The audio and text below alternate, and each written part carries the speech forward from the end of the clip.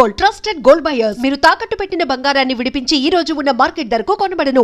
Serious question sir, hero Rajasekhar గారితో మీ అనుబంధం ఇప్పుడు ఎలా ఉంది? బాగానే ఉందండి, గుడ్ ఫ్రెండ్స్ అండి. మొన్న కూడా రీసెంట్గా నేను ఏదో ఫంక్షన్లో కలిశాను, జీవిత గారు వచ్చారు, కలిశాను, మాట్లాడాను. వీఆర్ గుడ్ ఫ్రెండ్స్ అండి, మాకేమీ ఫీలింగ్స్ అంటూ ఏం లేదు. గతంలో సాయి కుమార్ గారి వాయిస్ కోసం హీరో సుమన్, హీరో రాజశేఖర్ ఇద్దరు గొడవ పడ్డారు.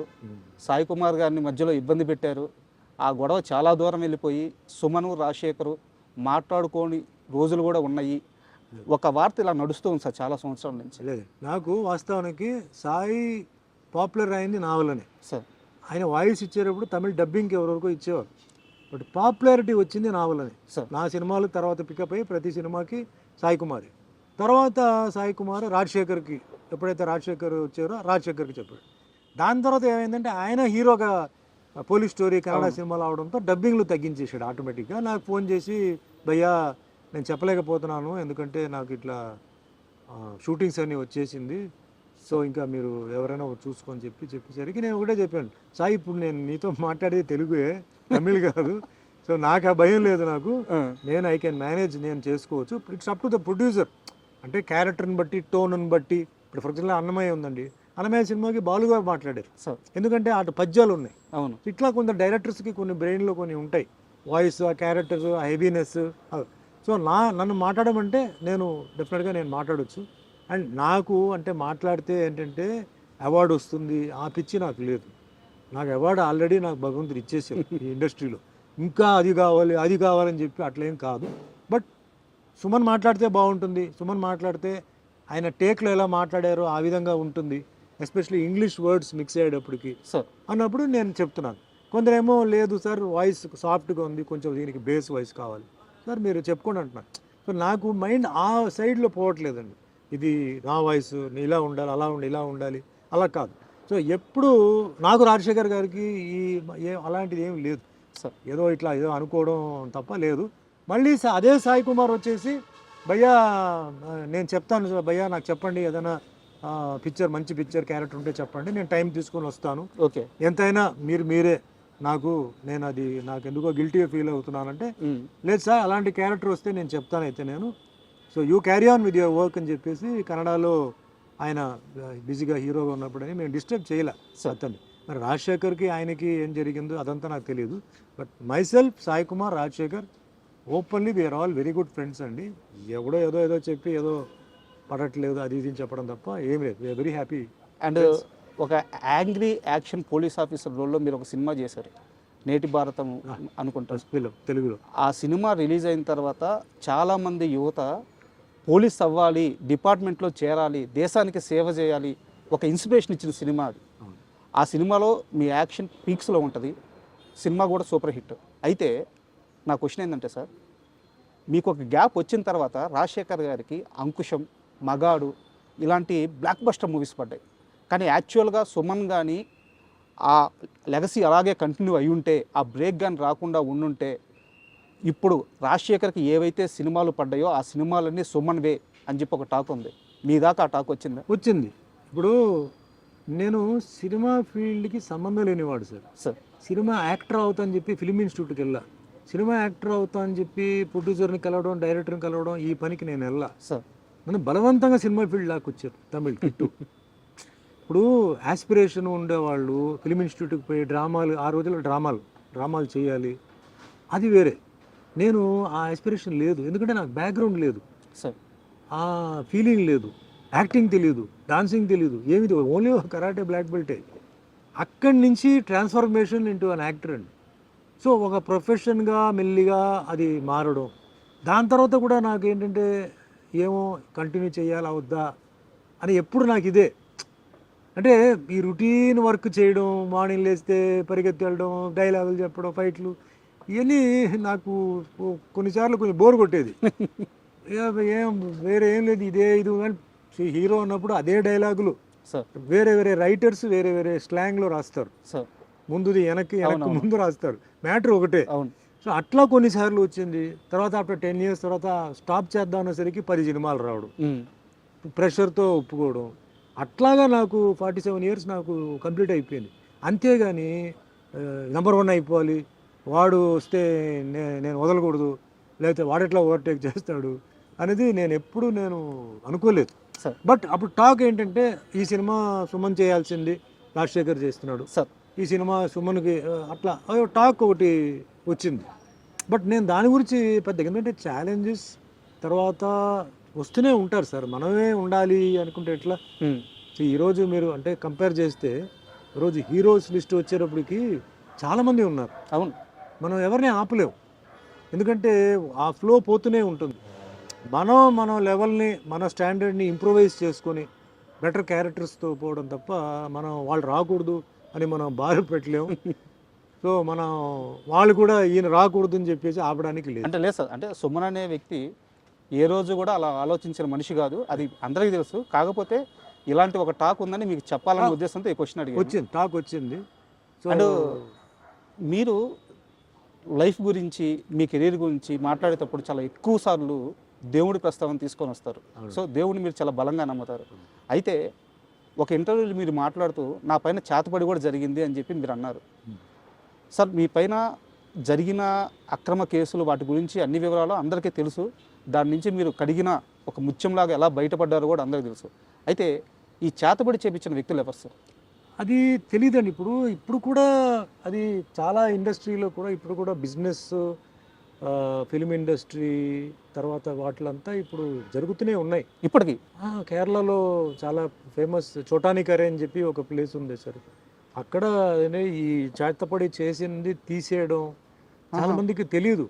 అంటే రకరకమైన మెథడ్స్, విచ్ క్రాఫ్ట్ అంటారు చూసారా, రకరకమైన ఇవి ఇంకా జరుగుతూనే ఉన్నాయి సార్. కేరళ వాళ్ళకి బాగా తెలుసు ఎట్లా దాన్ని ప్రయోగం చేయడం, ఎట్లా దాన్ని చేయడం, డల్ చేయడం, లేకపోతే మనస్పర్ధాలు తీసుకురావడం, అది ఇప్పుడు కూడా ఉందన్నమాట. అది అప్పట్లో నాకు అంటే కొందరు ఏం చెప్పారంటే కొంచెం టైంలో అంతా ఇది జరిగింది చెప్పేసరికి నేను కూడా తర్వాత అక్కడికి వెళ్ళిపోయి, అంటే వాళ్ళు ఏదో చేశారండి, ఏదో పూజ చేయాలన్నారు, ఏదో చేసాం, విడిపించాం, అయిపోయింది అన్నారు. ఓకే, అదేం నేను కాదు అని నేనేం చెప్పను. బట్ నేను ఏమి నమ్ముతానంటే నేను చెప్తున్నాను చూసారా, టైం అనేది డెస్టినీ అనేది ఒక డిజైన్ పెట్టేసింది సార్. ఈ సంవత్సరం ఇది, ఈ సంవత్సరంలో ఈ నెల ఇది, ఈ నెలలో ఈ వారం ఇది, వారంలో ఈ రోజు ఇది, అది జరిగి తీరాలి, అది జరిగి తీరాలి సార్. అది నా ఎక్స్పీరియన్స్తో చెప్తున్నాను. మనం వేరే వాళ్ళ మీద చెప్పొచ్చు, వీడు తొక్కేసాడు, వీడు నొక్కేసాడు, వీడి వల్ల జరిగింది, వాడు. ఆ టైం అలా జరిపిస్తుంది, ఆ టైం కొందరితో చేయిస్తుంది. వాళ్ళకి చెయ్యాలన్న ఉద్దేశం లేదు, అది వాళ్ళ రాతే, అది వాళ్ళ రాతే, ఆ కర్మ, అదే కర్మ అనేది ఆ తప్పు చేయిస్తుంది అక్కడ. వాళ్ళ తర్వాత అనుభవిస్తారు ఖచ్చితంగా సార్, ఖచ్చితంగా వాళ్ళు ఫ్యామిలీతో అనుభవిస్తారు.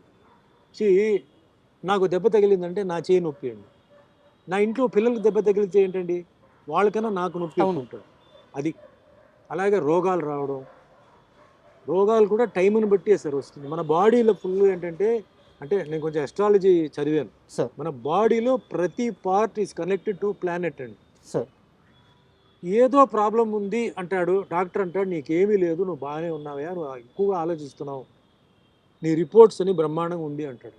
కానీ అతనికి సరిగా లేదు, రాత్రి నిద్ర పట్టట్లేదు, శ్వాస సరిగా రావట్లేదు, ఏదో అంటాడు.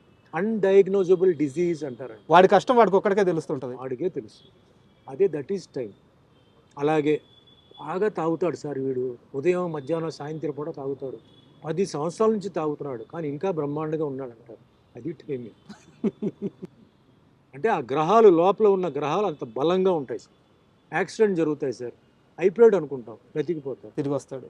కొందరు నుంచుని అలా పడిపోతారు. అవును, all this is connected to time and family, career, health, wealth, prosperity, అధికారం, అవన్నీ టైం కనెక్టెడ్. మనం అందుకే చెప్తాను కదా, అవతల వాడిని చూసి ఎప్పుడు మనం వాడెలా ఉన్నాడు నాకు ఇలా ఉండాలి అవ్వదు, కష్టం. సార్ ఆస్ట్రాలజీ అన్నారు కాబట్టి నాకు ఒక చిన్న డౌట్ ఉంది. అంటే మీకు గురుడి స్థానం చాలా బలంగా ఉంది, బుధ గురు, అంటే నాకు కొంత అవగాహన ఉంది, అందుకని అడుగుతున్నాను. మీ జాతకం ప్రకారం బుధ స్థానం, గురు స్థానం చాలా బలంగా ఉంది. అండ్ మీకే తెలియకుండా చిన్నప్పుడు ఒక ఆర్ట్ ఫామ్ నేర్చేసుకున్నారు, మార్షల్ ఆర్ట్స్. అంటే గురుగ్రహం బలంగా ఉన్న వాళ్ళకి ఆర్ట్స్ వచ్చేస్తాయి. ఖచ్చితంగా మీ జాతకంలో మీరు ఇండస్ట్రీలోకి ఒక ఆర్ట్ వైపు రావాలని రాసిపెట్టి ఉండాలి, కానీ మీ జాతకంలో అది లేదంట. అవును, ఎలా సార్ ఇది పూర్తిగా విరుద్ధంగా ఉంది? అదే పైవాడు అండి, ఇక్కడే వస్తుంది. ఇప్పుడు అన్నిటికన్నా శక్తి అనేది మహాశక్తి సార్. ఆ శక్తి ఏంటంటే ఇప్పుడు మనిషి జాతకం రాస్తాడు సార్, జాతకాన్ని కూడా ఉల్టా తిప్పగలిగే శక్తి పైవాడు సార్. ఓకే. చాలామంది జాతకం చెప్తారు సార్, ఆ డెత్ అనేది ఎవడైనా కరెక్ట్గా చెప్పగలుగుతాడా? లేదు. చెప్పలేడు. అదేంటి వాడి జాతకం అయిపోయింది కదా, వాడు ఇంకా వాడు ఉన్నాడు ఏంటి, ఇంకా వాడు తిరుగుతున్నాడు ఏంటి అంటారు. పైవాడు అదే మిరాకిల్. మిరాకిల్ మీనింగ్ ఏంటంటే అది, వాడికి టైం అయిపోయింది. ట్రాజెడీ మీనింగ్ ఏంటి, అదేంటి అప్పుడే చనిపోయాడు, పాపం చిన్న వయసు, వాడికి ఇంకా మంచి భవిష్యత్తు ఉంది కదా, జాతకంలో అలా లేదు కదా. కర్మ, పెళ్ళి అయిన తర్వాత అన్ని జాతకాలు చూసి పెళ్లి చేస్తారు సార్ కదా. అవును. మ్యాచ్ అయిందా లేదా అని. అవును, చాలా చూస్తారు. ముహూర్తాన్ని బట్టి టైం తాళి కడతారు. అవును. ముహూర్తానికి ఫస్ట్ నైట్ పంపుతారు, అన్నీ పంపుతారండి. ఎందుకు విడిపోతున్నారండి? పెద్ద పెద్ద వాళ్ళు చీప్గా చూడరు కదా జాతకాలు. అవును. పూర్వజన్మ కర్మ, కర్మ. ఆ పూర్వజన్మ కర్మలో బ్యాలెన్స్ ఉంటుంది, అది బెండు తీస్తుంది. ఎట్లా? పిల్లల ద్వారా. ఎవడైతే తప్పు చేశాడో వాడేమనుకుంటాడు, నన్ను ఎవడేం పీకలేడు, నేను అది చేశాను ఇది చేశాను, వాడిని మోసం చేశాను అయ్యి అనుకుంటాడు. కానీ వాడికి ఒక మనసు ఉంటుంది కదా, దానికి ఫీలింగ్ ఉంటుంది కదా, అది ఫీలింగ్ ఇవ్వాలి కదా. ఎవరి ద్వారా? పిల్లల్ని బెండి తీస్తే వాడు ఏడుపుతాడు, లేదా వాడు ఏడవడు. సో కర్మ, ఆ కర్మ సిస్టమ్ అండి. You get what you give అంటారు. You give happiness, you get happiness. You give sorrow, you get sorrow. So ఆ కర్మ సిద్ధాంతం అక్కడ ఏంటంటే అది బుక్లో ఎంటర్ అయిపోతుంది. మీరు ఏ తప్పు చేసినా అది ఎంటర్ అయిపోతుంది. ఎప్పుడు ఇవ్వాలి, ఏ విధంగా ఇవ్వాలి, ప్లేట్లో ఇవ్వాలా, ఆకులో ఇవ్వాలా, ఎట్లా ఇవ్వాలి అనేది డిసైడ్ చేసి మీ కరెక్ట్ టైంకి పెడుతుందండి. And for more videos, Please subscribe to iDream. Please subscribe to iDream. Please subscribe iDream. And please subscribe to iDream. For more videos, subscribe to iDream. please like, share and subscribe to the channel. Congratulations, iDream. Subscribe to iDream. Subscribe to iDream. So subscribe to iDream Media. iDream ki iDream team andarki huge congratulations. Please subscribe iDream Media. Please subscribe to iDream. Subscribe iDream. Please subscribe to iDream. iDream అంటే నా కళల ఛానల్ను subscribe చేసుకున్న నోరు తిరుగుతలేదు, మీరైతే గంట గుర్తు కొట్టండి. For more such videos, please subscribe to iDream. Subscribe to iDream. Please subscribe to iDream. Please subscribe iDream Media. Please do subscribe to iDream. Please subscribe to iDream Media. For best entertainment and information, please subscribe iDream. And don't forget to subscribe to iDream.